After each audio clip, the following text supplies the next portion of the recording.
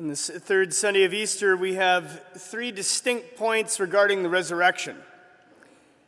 So first off, I just want to point out that, and this can't really be said enough, because there's a lot of biblical history. There's a lot of Bible study that a person can do, but all of it, thousands of years, subsequent events happening to millions of people, whole eras that are so different than what we could even imagine. But they all capitulate completely around the resurrection of Christ. Even Christ's entire life is all about the very end of the story.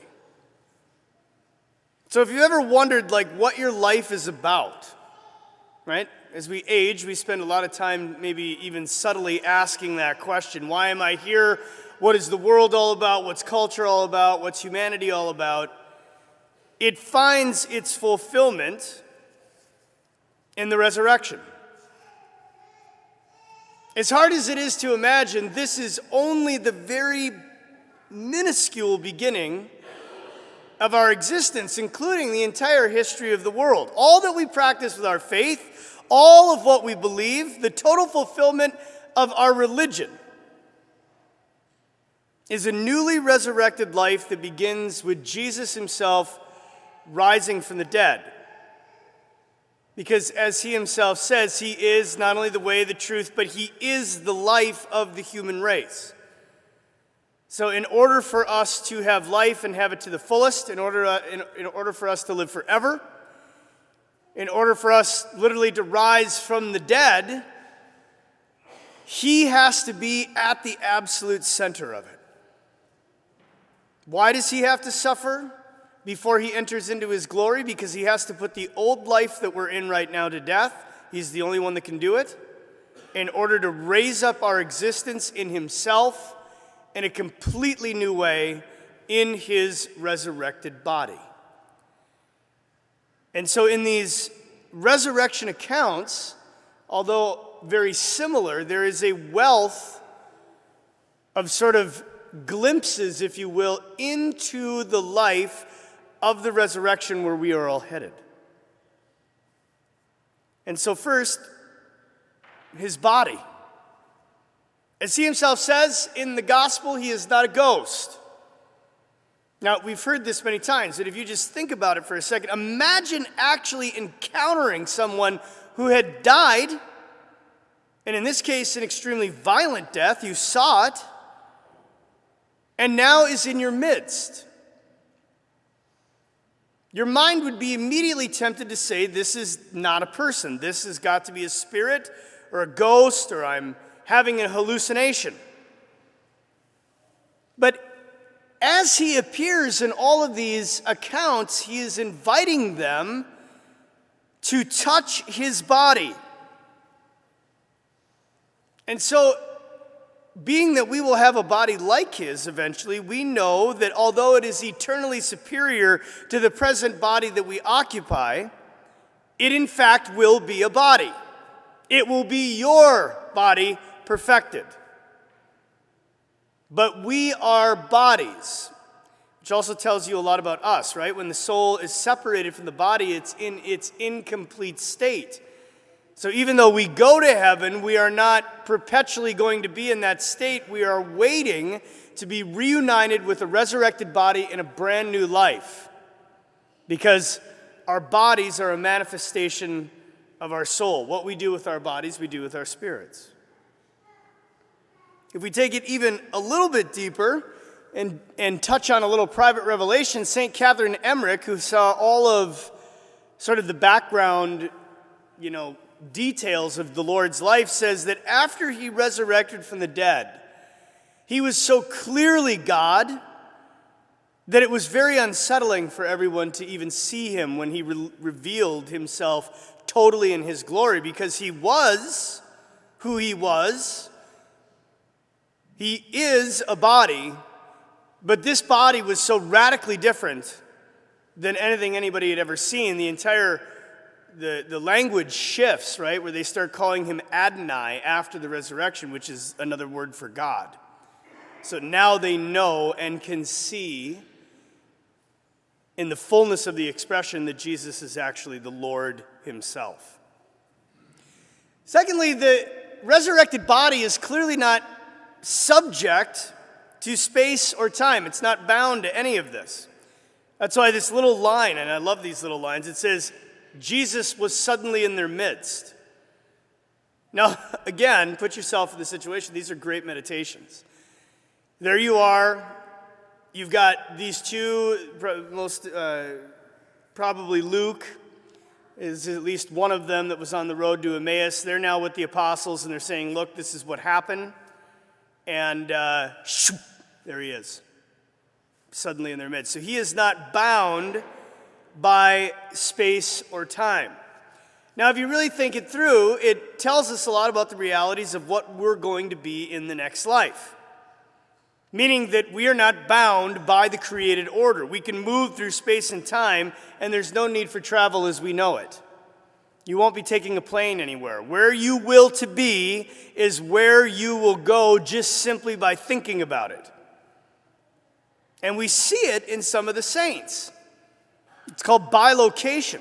Padre Pio, for example, could be in many different places at the same time. Again, if we go a little bit deeper with it, though, although this body can and does eat, as he says he does, he ate baked fish, he is nonetheless not bound by the created order or the natural elements. So that we can assume that although this body does eat, it doesn't need to. In fact, it doesn't eat anything, but everything serves it. All things are subjected in the created order to the resurrected body, which is directly opposite of what we live now. Right? We are totally and utterly dependent upon the created order for survival. So much so that it's the survival, so to speak, of the fittest, right? We spend our life trying to stay alive, avoid pain and death. There, everything will be subjected to us. And finally, and this is in all of the gospel narratives, except for the road to Emmaus at the resurrection. So I don't think it can be said enough that he always is showing his hands and his feet or his side. He is showing us his wounds. Now, this is extremely important and profoundly deep in my estimation, because these wounds, although he could have gotten rid of them, are a sign and the mark of our salvation. It's almost as if the banner of salvation is in his body.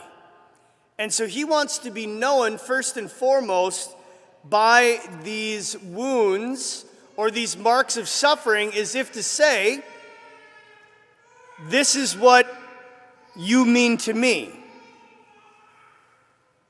You need not be afraid, even though I am God in a resurrected body. Remember the wounds. They are the mark of salvation and my love for you. So I'll just leave you with this meditation this Sunday. For better or for worse, literally, we are all going to rise from the dead. Isaiah is very clear about this, that there's the resurrection to glory, and there's also the resurrection to eternal shame. And seemingly, the people who rise to glory get a new body and pass over to the new created order, and those who are not found worthy of it, or who have rejected it, would be the better way to say it, they didn't want it, get their old body back, and they're stuck here, whatever that means. But we will rise from the dead, and we will rise from the dead together. God has chosen us, young and old, right now, to be together on the salvific journey at the same time. This is not a mistake. I'm your priest, you're members of St. Leo's, you have the children that you do, you have the spouse that you do, you have the faith that you do. And so our generation will rise with all the other generations of the world, but we will know each other in a very particular way, as having helped each other get to salvation through our faults and foibles and failings and challenges. We stuck together, we stayed with Christ all the way to the very last breath of our life. And so in that resurrection, Christ and his body is the source of it. Meaning that he's not just the first fruits of the resurrection, he is the resurrection. So his body, in a very, very particular and powerful way, is the source of the resurrection. At your resurrection, your body will come through his, born again. It is the same body that you receive at Mass. It is the same body that you will receive at this Mass. And that takes what we are doing in the liturgy to a whole nother level. You are not showing up here on Sunday to praise and worship. Drives me nuts sometimes in the day and age that we're living in when people are like, well, I don't get anything out of church. What? If you don't feel it, it's because you don't know what's going on. What is happening at this altar is the resurrection. And we are not here to feel good or to get our donut afterwards. It's a wonderful expression if we have beautiful music, but that's not the reason either. And it isn't Father's homily. What sets off the Mass for 2,000 years from the Last Supper until now is that it is the source of eternal life. Receiving the resurrected body from the altar in every Mass is the power to live forever. And if that's not enough for us, I don't know what is. But it's why John says that the love and glory of God is perfected into eternal life in the people who obey him. And what is his command? It's on the arch. Unless you eat my body and drink my blood, you do not have life within you. He wasn't talking about his body before the resurrection. He was talking about his resurrected body, which is the source of eternal life. So once you are baptized into his paschal mystery, we are fed with the power of his body, which is absolute and total life. Unless you eat my body and drink my blood, you have no life within you. Unless you eat my body and drink my blood, you have no life within you. That is why we are here.